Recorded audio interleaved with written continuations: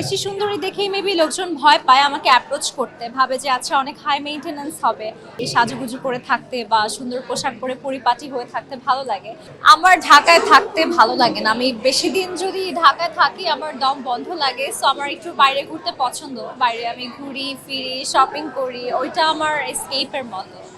আমার তো বয়ফ্রেন্ডই নেই, আমি কার সাথে যাবো, আমি একা একা ঘুরি। এই যে লাস্ট ট্রিপে গেলাম থাইল্যান্ডে, তখনও একা গিয়েছি, একা এসেছি। মাঝখানে আমার আত্মীয়রা ছিলেন, ওনারা অন্য দেশ থেকে এসেছেন, আমার সাথে দেখা হয়েছে, বাট যাওয়াটা হয়েছে একাই।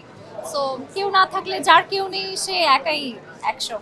এইটা সবার ভুল ধারণা যে সুন্দরী হলেই তার অনেক বয়ফ্রেন্ড থাকবে বা এরকম কিছু না। আসলে বেশি সুন্দরী দেখেই মেবি লোকজন ভয় পায় আমাকে অ্যাপ্রোচ করতে, ভাবে যে আচ্ছা অনেক হাই মেইনটেনেন্স হবে, অ্যাফোর্ড করতে পারবো নাকি, পটাতে পারবো নাকি, মেনটেন করতে পারবো নাকি, এই জন্য হয়তো অ্যাপ্রোচ করে না।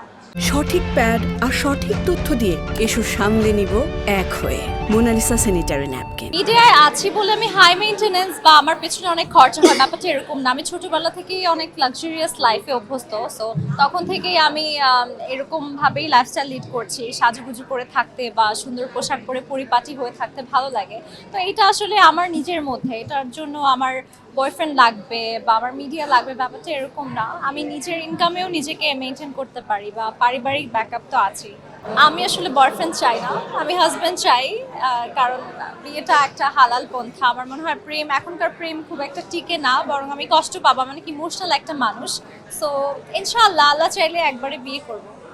বিয়ের জন্য খুবই রেসপন্সিবল, প্রোভাইডিং, টেক কেয়ার করতে জানে, বিপদে আপদে প্রয়োজনে পাশে থাকবে, আমার যে কোনো প্রবলেম সলভ করতে হলে তাকে আমি ফোন দিয়ে পেয়ে যাব, এরকম ছেলে আমার পছন্দ।